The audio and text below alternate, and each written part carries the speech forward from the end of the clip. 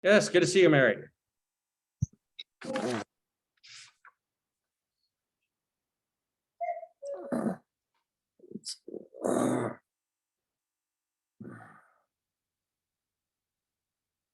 We'll give everybody a chance to get in here and then we'll get started.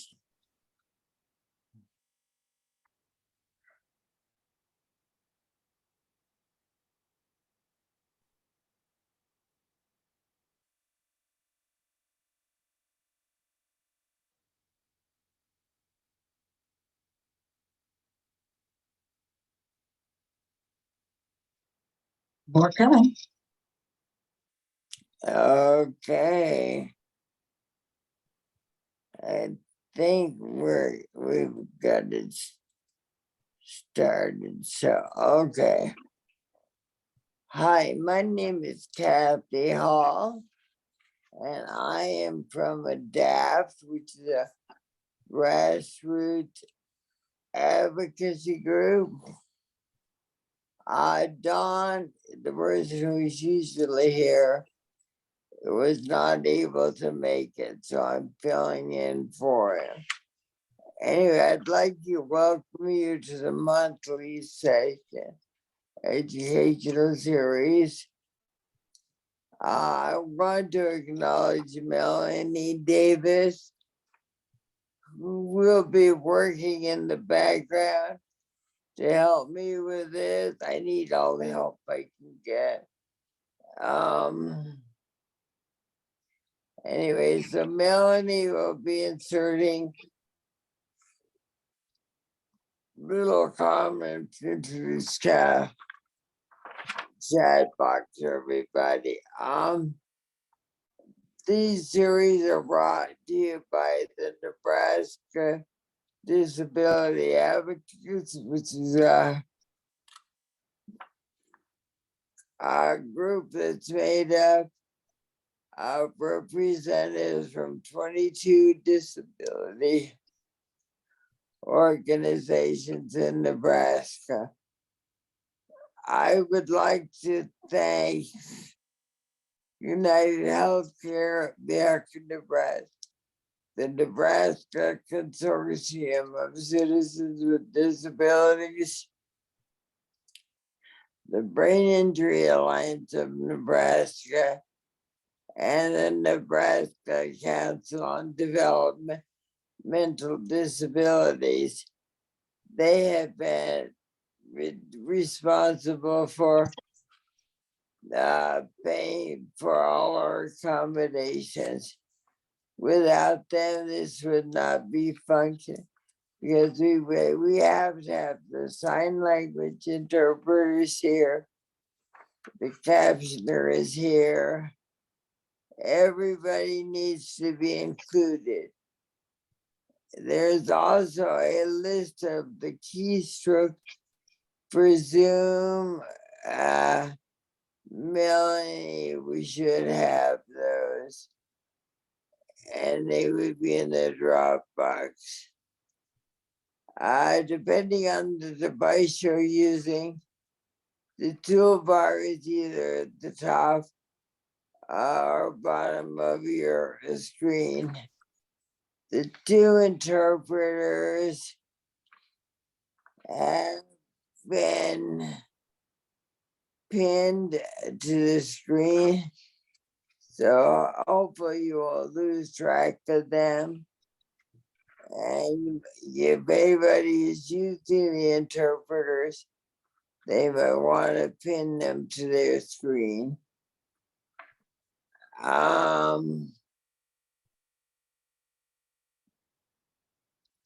Also, like I said, we have the captioning. So if you need the captioning,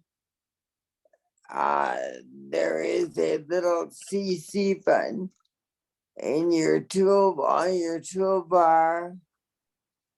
Click on the little arrow beside the CC and enable your subtitles. If you have any questions for the presenters put them under the ask your questions under the Q&A button that you have on your toolbar, and then you can just use chat for everything else. We are recording this session, and we will be putting those recordings up on the nesilk.org website. And Melanie, if you could put that in the chat for me, it's www.nesilk.org -copy, forget the dashes, copy -of educational series. And on that note, our first presenters are from the state. I don't see Lori here yet. Am I just missing her?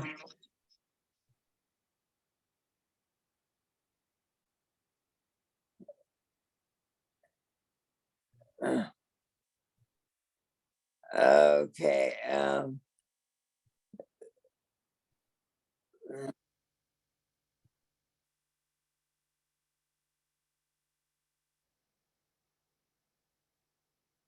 Okay, Trevor, since you're the only one I actually know.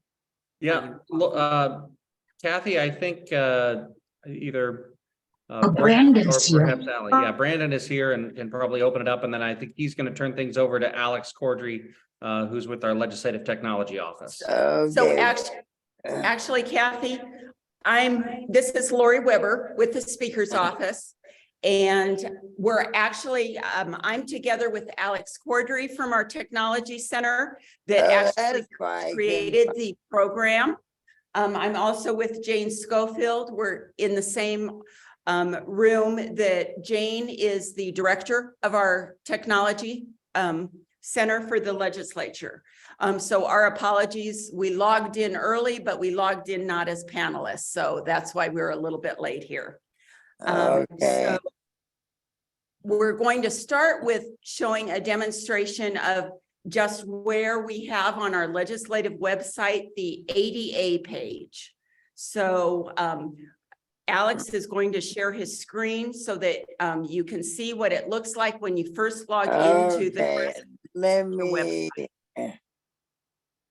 Go ahead and allow him to share.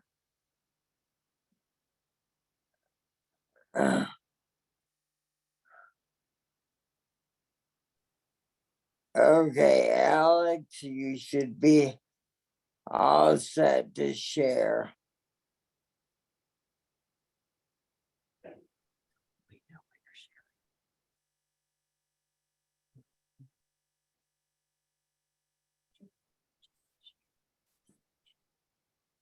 Okay.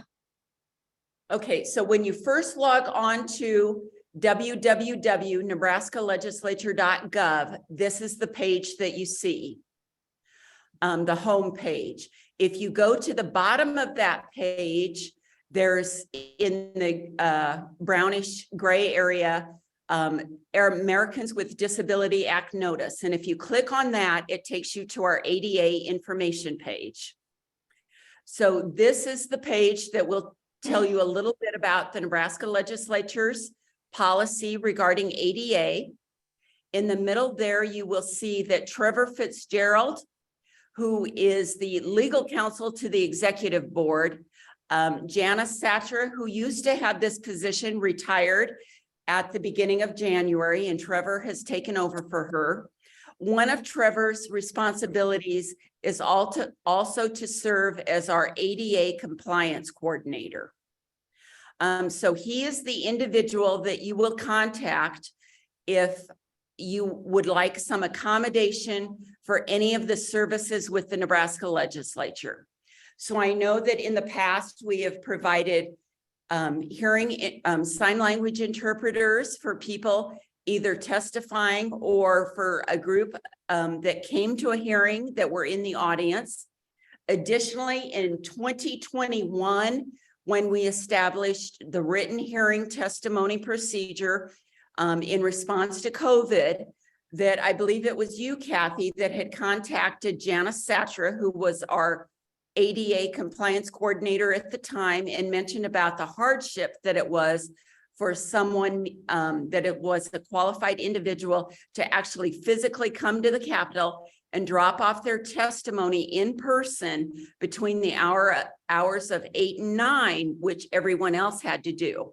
And a accommodation was made that the testimony for qualified individuals could be dropped off during that hour by someone other than the individual testifying. So the legislature is open to making accommodations when they receive requests, and those requests for accommodation will go through Trevor. And then if you go down, and then a little further on the page, we have now put in the description of the ADA accommodation written testimony that is new to this session. So if we look at the second paragraph, the qualified individuals are, excuse me, let me go back to the first paragraph. So new this session, the legislature has established an ADA accommodation of public hearing written testimony for qualified individuals who have a physical or mental impairment that substantially limits one or more major life activities as defined in the federal ADA Act. So these qualified individuals beginning this session are eligible to submit written testimony via an online portal, which we're going to walk you through in a few minutes. As an eligible individual submitting that written testimony, the person's name and position will be listed on the committee statement for the either legislative bill, gubernatorial appointment, agency budget hearing, or amendment hearing, with the notation that the testimony was submitted as ADA accommodation written testimony. In addition to mentioning on the ADA page about the accommodation written testimony, if someone is looking on the home page and goes to the public information or public input options, which you will find under committees, and then public input options, in addition to the in-person testimony, the description of position comments for the public hearing record, and the submission of online comments, we've added the description of the ADA accommodation written testimony. So this is a second place where qualified individuals will be able to go and find out that this option is available to them. So now I'm going to turn it over to Alex to describe exactly how do you submit written testimony if you are one of those qualified individuals that are eligible to do that. Okay. In order to submit testimony, we need to get to the form. We have the link here, which will take you to the hearing schedules. And if you know the hearings this week or next week, you can click those, or you can go to the calendar and it will show you all the days that have hearings. If you select the hearing, it'll bring you to the hearings page. And here it lists all the hearings for that day. Under each hearing, we'll have the different items scheduled for that hearing. And below each is a list or a row of buttons.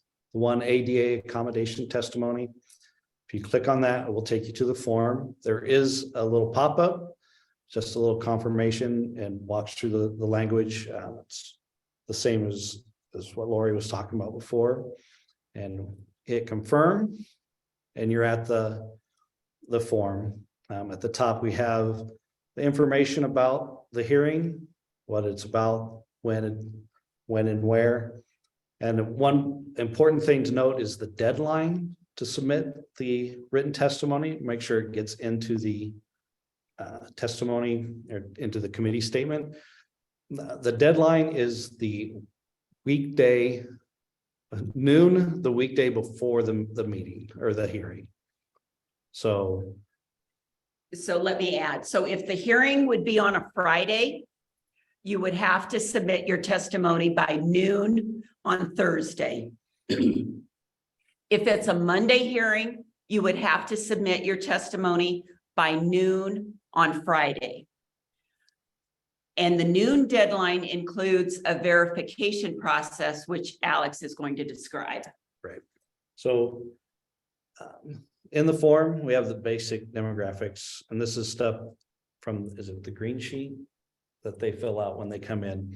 It mirrors the same as when people come in and testify. The important part is an email address, and this does need to be a working email address that you use. Because once you submit the form, we send an email to this address, and in that email is a link for you to click to confirm that this is a working email address and that you submitted your testimony. And again, it has to be, you have to click the link or follow that link before the deadline that's listed up above. So we have the demographics. You can self or other, and for if you're representing a different agency, and you can add up to 5 agencies. And of course, stance, proponent, opponent, or neutral. And then the actual testimony, we have 500 words. And this mirrors the online position comments that we've done the last year, and then the online comments we've done previous years. And it does limit you to 500 words. So if you type more, it'll cut them off, or if you try to paste, it counts to 500 and we'll cut it there. One thing for the ADA accommodation, we can add exhibits. You can add up to 5 exhibits. They do need to be in a PDF format. And from there, you can choose five files to upload. And of course, we have the I am not a robot box, and then submit testimony. That's the entire form. From there, once you submit the testimony, you will receive an email. Click the link, and it will verify the comment in the database, and then upload all the, if you had exhibits, it will upload the exhibits to the committee's shared drive. So all of the senators from the committee will be available. It'll be available for the committees. You want to show the committee statement? Yeah, let me show this. Give me 1 second here. Can't see.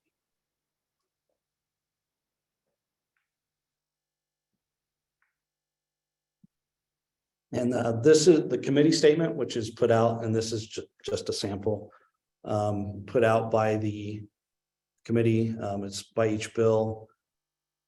And when you submit the testimony through this portal, your name will appear on the committee statement, either by how you testified, and then there is with an asterisk denoting that it was the accommodation written testimony, and then the actual text from the testimony is included in the statement. So what do you type in the 500 words is included in the hearing transcript. In the So hearing. you're actually part of the hearing as opposed to an exhibit. And with that, I think that's our presentation. So if there are any questions.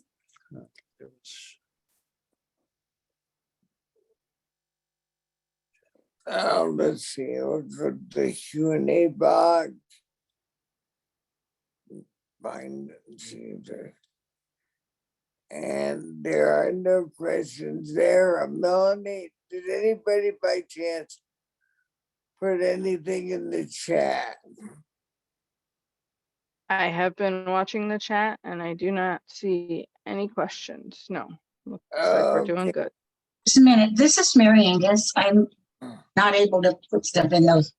How do I become a qualified, what is it, qualified individual?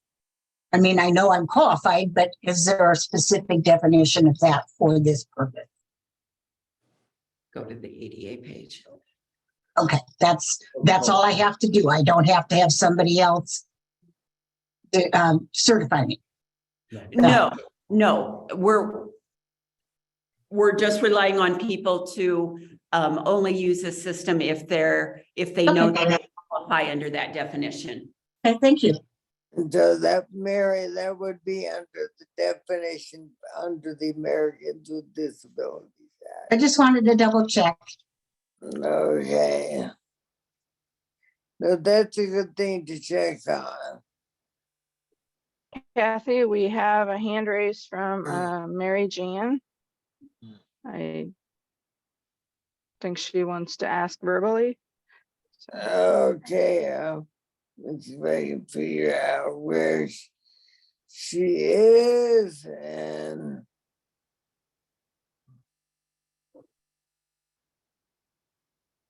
Okay,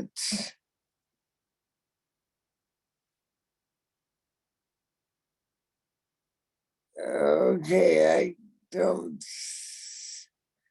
Can you hear me? I think I got her, Kathy. Yes, we Okay, can, Mary.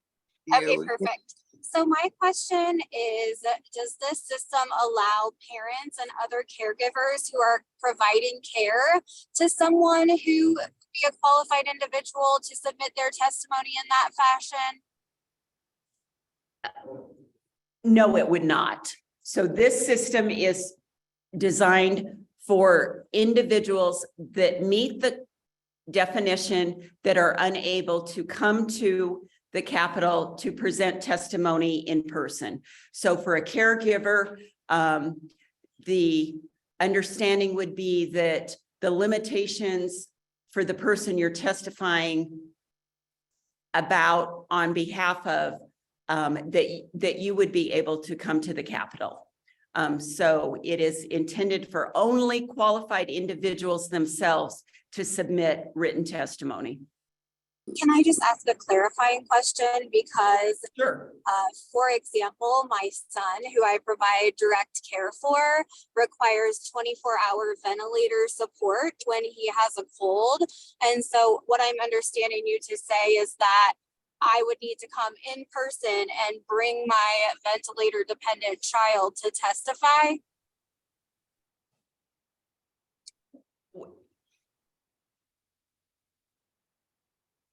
So are you intending that you would testify, or you're saying you want your son to testify? If I were to testify regarding being his caregiver or any bills that would have interest for him. He is a 4-year-old, so he is not going to testify. So the way we have set up our system now, the answer is no. It is something that can be talked about and looked at, but at this point, the description and the way we have set this up, the answer is no. Okay, thank you for clarifying.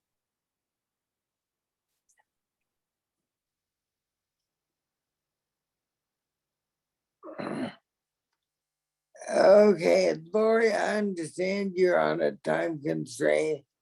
So it looks like there's no, let me check one more time. Kathy, we have a question from Brad Mearns Brad, in you're the chat. Okay, yes, Brad would like to know if, can I still drop off written testimony for someone the morning of the hearing? No, we no longer have written testimony for anyone other than those qualified individuals described earlier today. And that testimony is only submitted through the computer online portal. Okay, so if somebody emailed Brad their testimony, he couldn't just drop it off. Correct.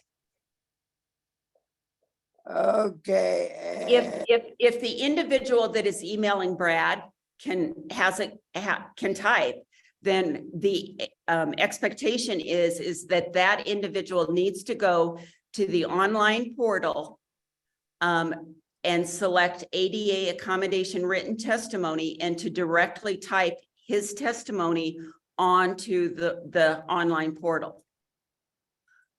okay, and it looks like we don't have any more questions there. And Melanie, did anything come up in the chat?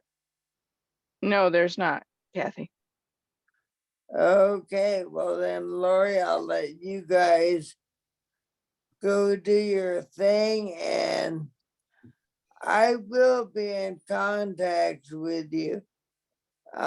Maybe we'll see if we can't work something out for these 24-hour individuals that have individuals with disabilities that have caregivers.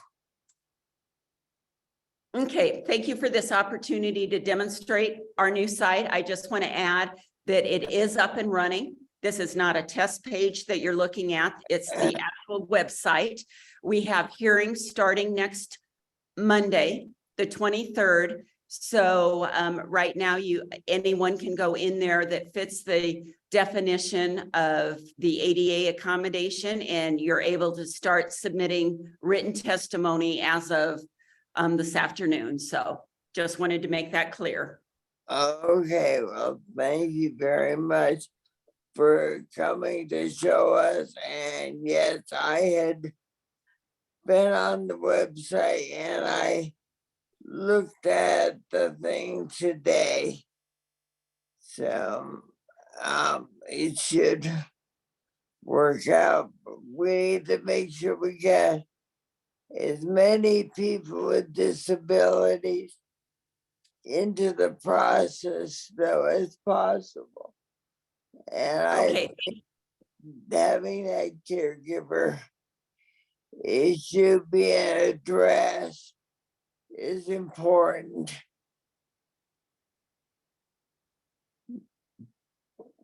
Okay, thank you. Thank you.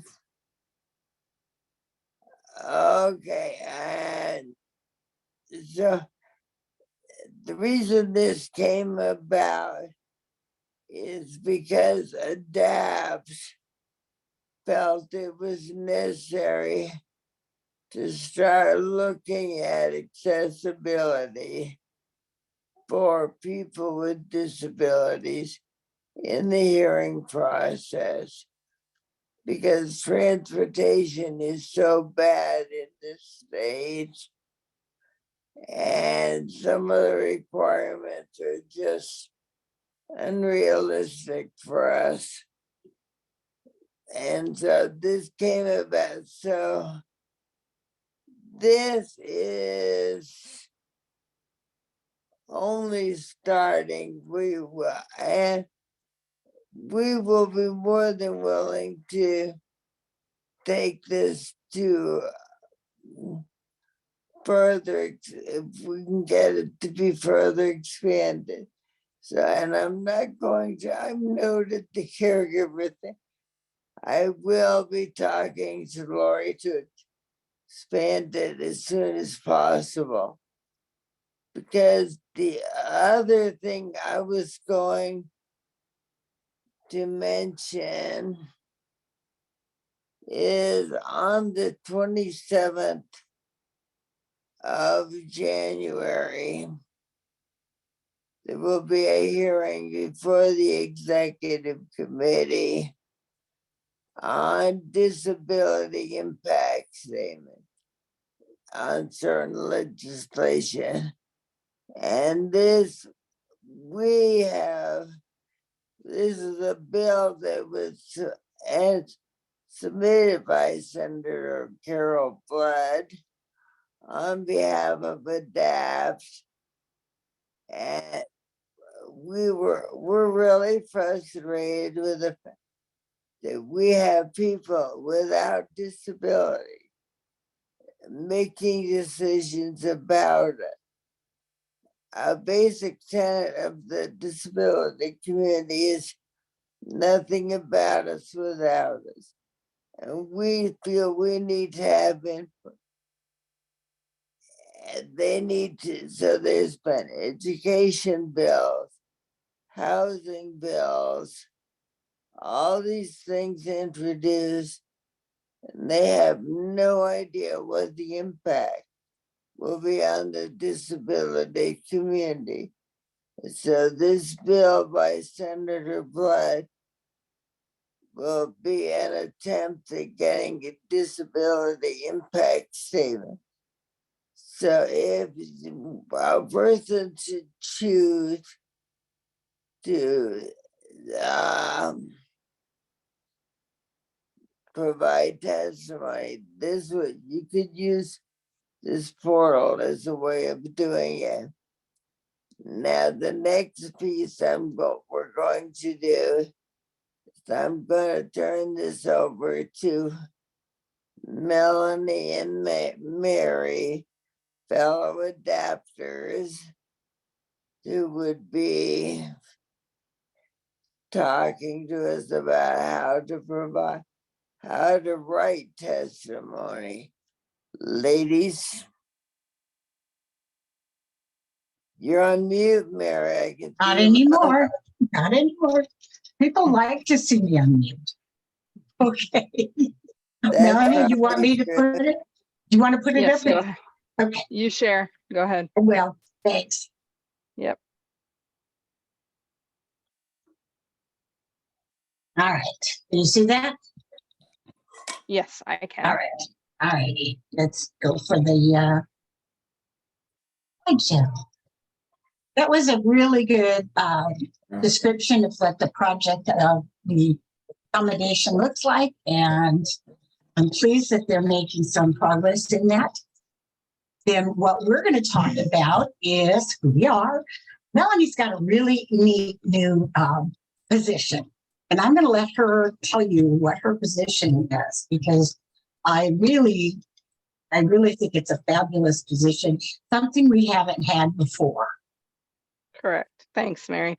If you want to go ahead and go to the next slide, that'd be great. Well, you don't want to tell them about what you are? Well, I am, but Okay. it's more descriptive on the next slide. So There we go. my name is Melanie Davis. I work for the Monroe Meyer Institute here in Omaha, Nebraska. We have a University Center on Excellence in Developmental Disabilities, and that is the overreaching organization that, or department that I work under. My role here is to develop and provide training for individuals with disabilities to assist them in participating in their full capacities on various boards and committees to better advocate for themselves and other people with disabilities, whether they want to do it locally on the state level or even nationally. This is a newer position as of September. So I am happy to help people however they need it, whether that be writing letters and testimony, learning how to write testimony, learning how to find the bills that they would be interested in, everything from learning about the different boards that are available to them, even very basic things like what does it mean to be a self-advocate and advocate for myself. So this is very exciting for all of us. Like Mary said, we've not had a position like this, so happy to help anyone.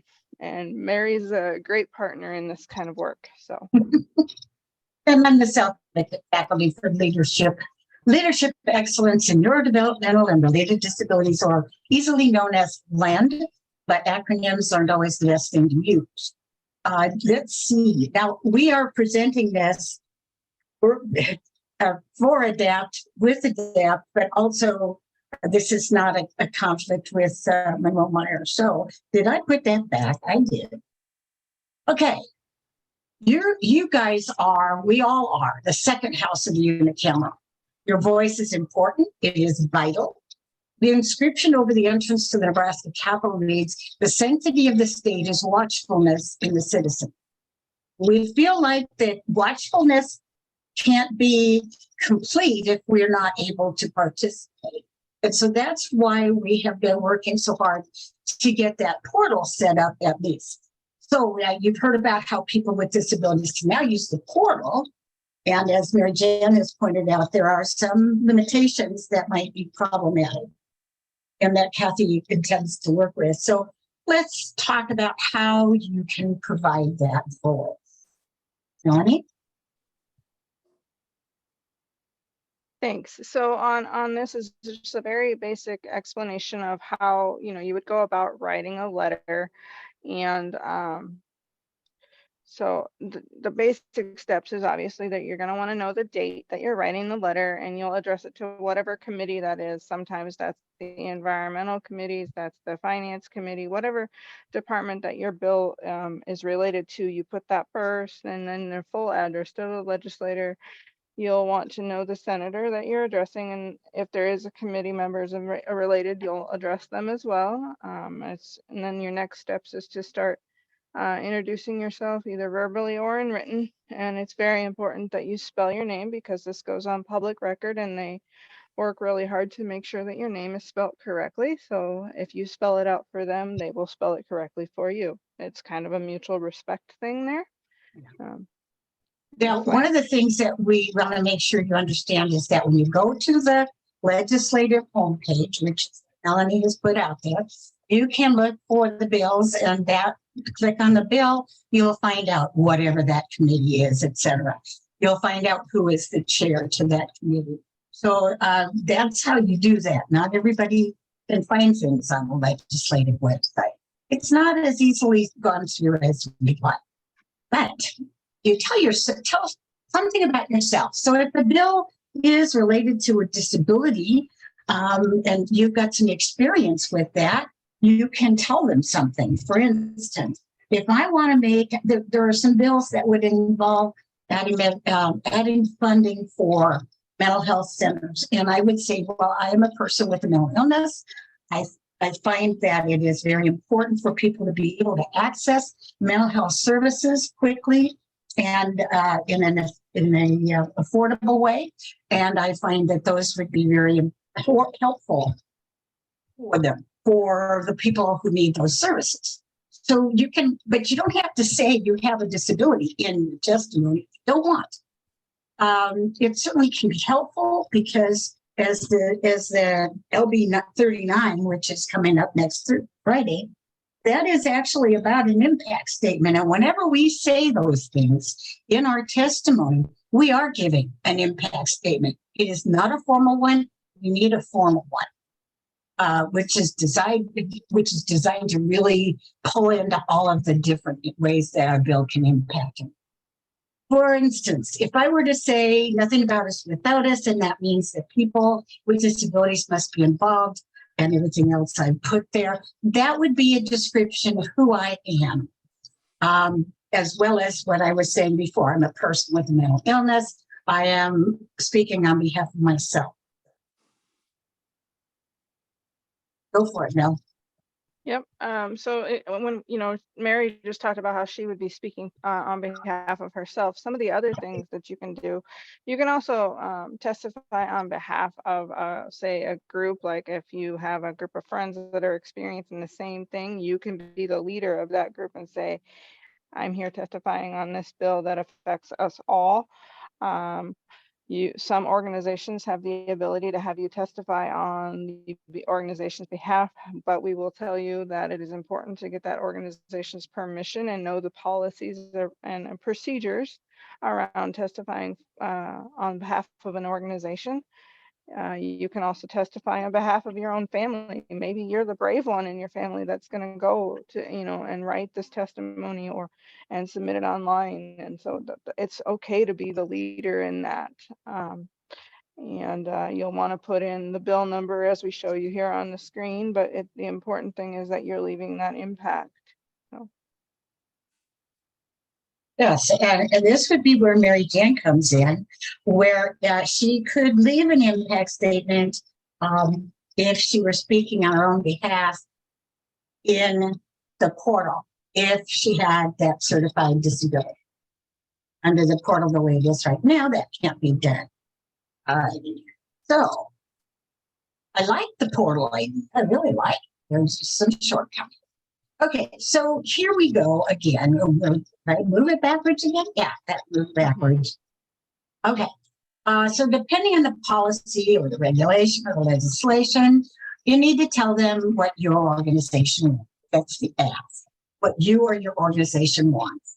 So the ask is, generally it's better to keep that ask to 1, 2, or 3 requests. I'm not going to make a list of 7 or 8 requests and expect them to be able to know all of what I just finished saying. And I have a tendency to do that. So I have to be very careful to really structure it. So I might, in the case that I was talking about, I might ask, I'm speaking on this because I would like you to put in that additional funding for the mental health centers that are talked about in Bill XYZ. Or I'm speaking on behalf of myself because I want to be able to give you the impact of how that would affect me or other people with disability. So keeping it down to 1, 2, 3 is the best way to keep it focused also.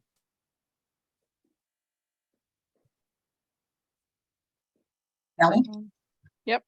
So when you testify and you're giving them these, these 3 asks that you want or that you're hopeful for, the nice thing is you're creating a dialogue and they're benefiting from listening to you. And so are you. You're developing a mutual relationship with the person in leadership, and they are, being able to learn about people with disabilities and how these things affect your life, and they'll gain a perspective that they wouldn't otherwise have. So don't feel like what you're doing doesn't have an impact.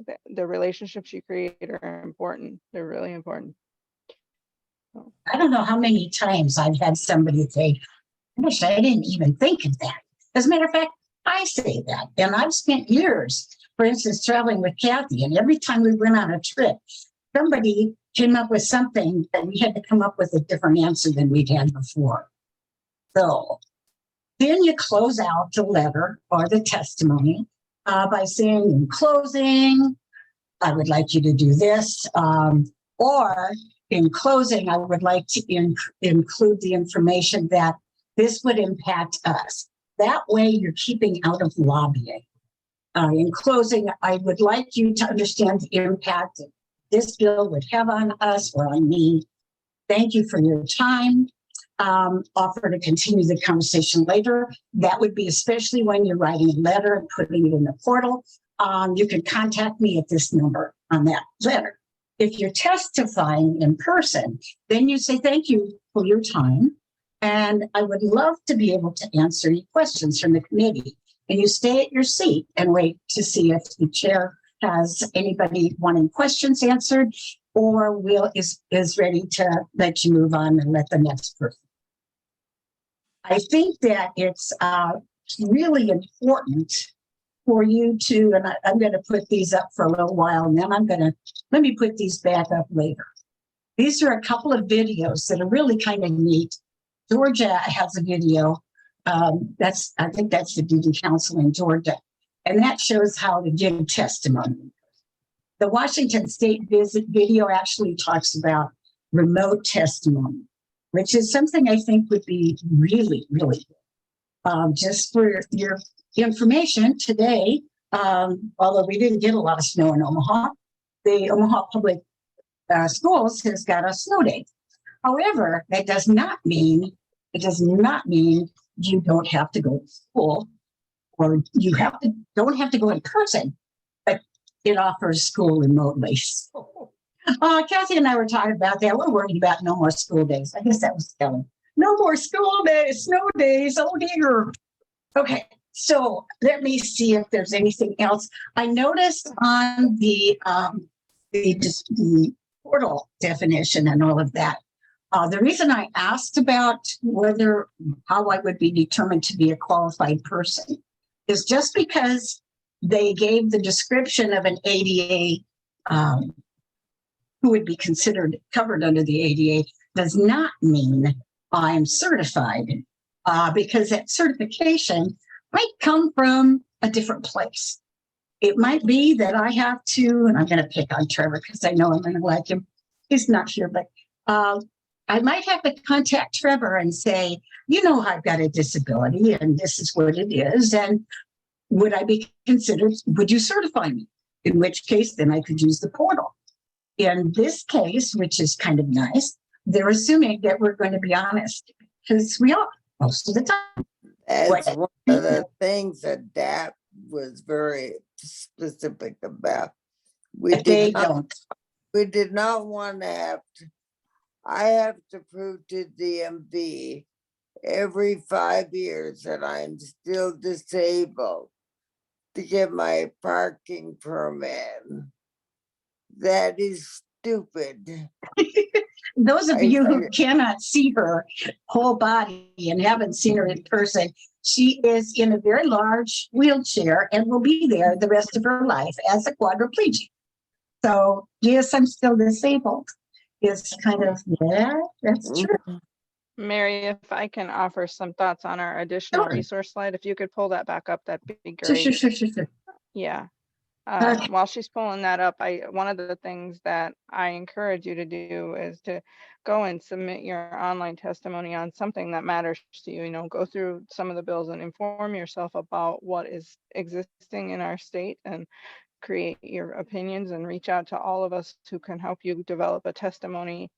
And after you've done the process, you may want to look at some of these videos here, and you can see what other states are doing and compare it to what we have and what would you like to see improved, or what is it that you like about what our online testimony has. And there's always room for improvement, right? So that's the nice thing about these resources, is they can show you what other states are doing.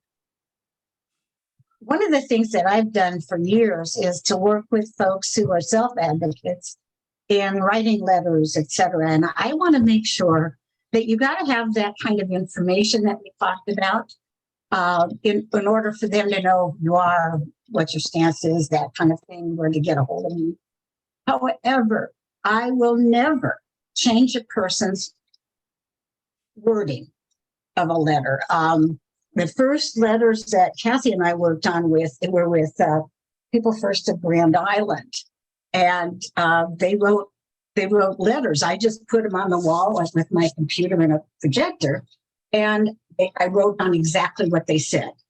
And they would say to me, "Oh, you make that look better." I said, "No, I want your words.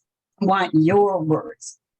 The legislators need to know and want to know what you have to say, whether you think so or not. Many of us think they aren't going to listen to us. Whether you think so or not, they really do want your words. The lobbyists, the paid lobbyists, can go in there and give them reams of background.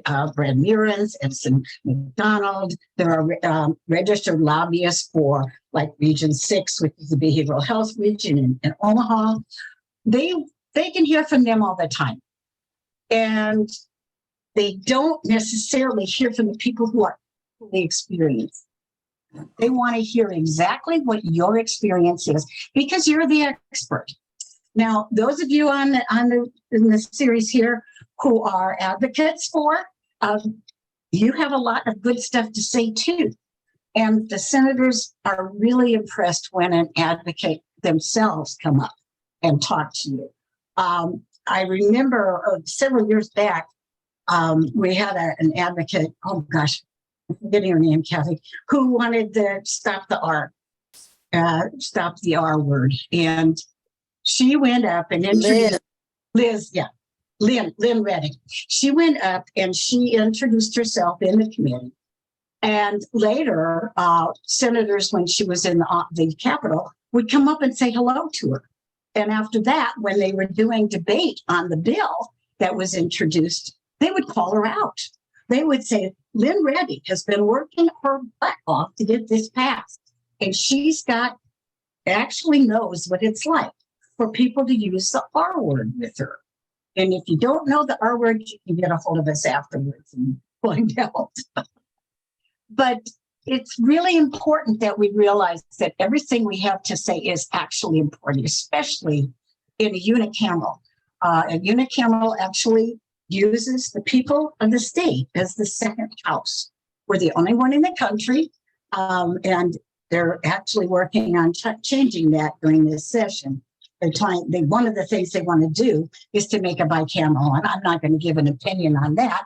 But what we're working with right now is a unicameral, where the senators are the first house and we are the second house. Let's see. Do you think of anything, Melanie? Does anybody have any questions? Yeah, I was gonna say, I think we should let people ask questions. Oh yeah, Carla, we can have a copy of these slides. Yep. I'll give you a link. Does she want a copy of your slides, or does she want a copy of the state slides? Carla, you want to take yourself off mute and tell? I can unmute her if that's helpful, or Okay. There you go. There she is.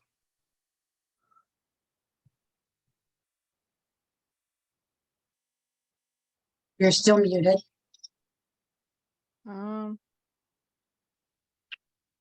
did she go? She's on. She's right down at the bottom. She's right at the bottom of the. She's next to Mary Jan on your list.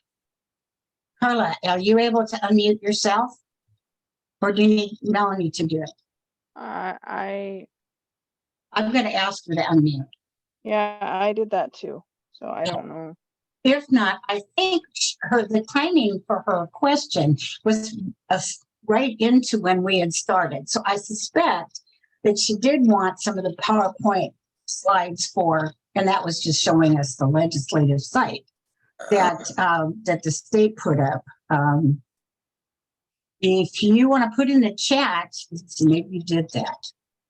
Okay, if you want to put in the chat whether you want the legislative information or our PowerPoint, that's fine. Just let us know. Or contact and me or Kathy, and their email addresses are in the chat. My email is in the chat box, and so is Kathy Hall's. Mary, I don't know if you're able to type your email in there as well. That way they have everybody's. What is really important to know is the February educational series, which will be February 2nd. We'll go back to our schedule of the first Thursday in the month.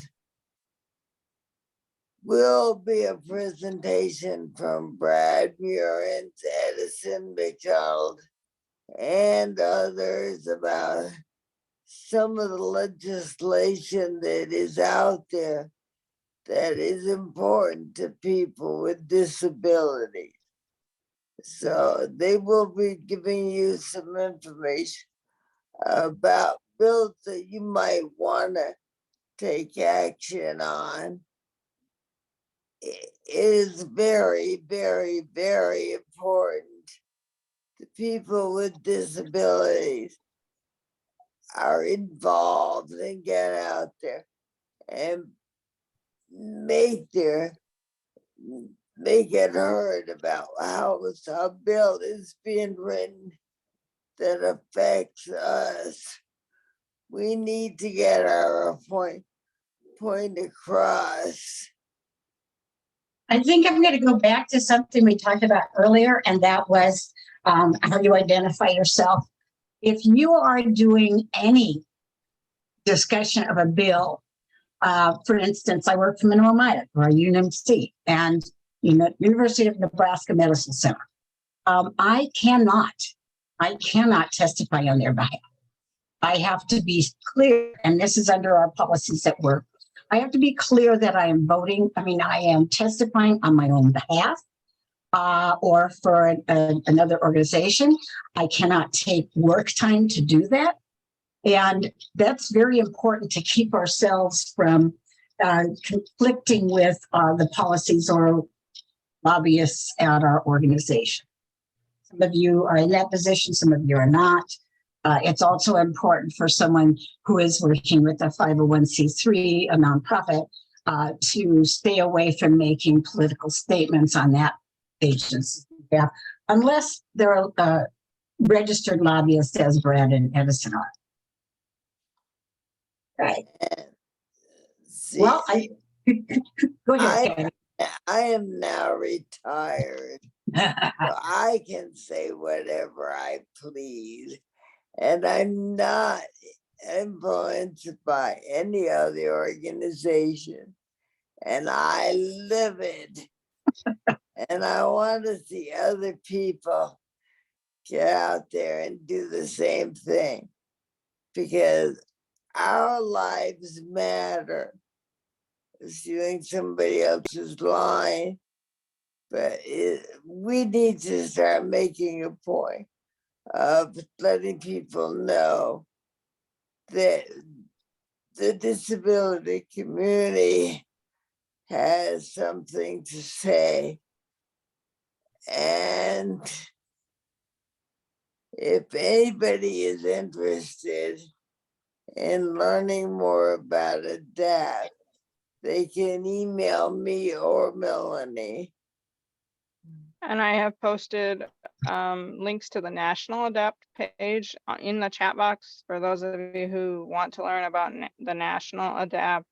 But Because Kathy or I can help navigate you to where you would like to be, whether that's ADAPT or some other board or advocacy group. That's, I've known Kathy for a long time, so if I can't do it, I refer you to Kathy and she'll make things happen for you. You can also contact me. Yes, Mary, you're good too. You're just out there in the planet, so. On a side note, I'm also recruiting a public policy specialist for People First of Nebraska. And so if you have anybody that would be interested in doing that, on the People First of Nebraska Facebook page, there is a job description. And you can get a hold of me at my emails if you need that way. We keep dropping people. I think that they've been wonderful to be here, especially on such a lucky day, and perhaps maybe hours of being on Zoom. So thank you for everybody. And Kathy, do you want to go any further with any of this? I know, I just wanted to help remind people to be on February 2nd to learn more about the bills that are being introduced that affect us, and also to say that if anybody has any ideas about topic that we can use for the educational series, feel free to contact Dawn at nesilk.org or any of the other organizations that are on the flyer that goes out for these disability education series.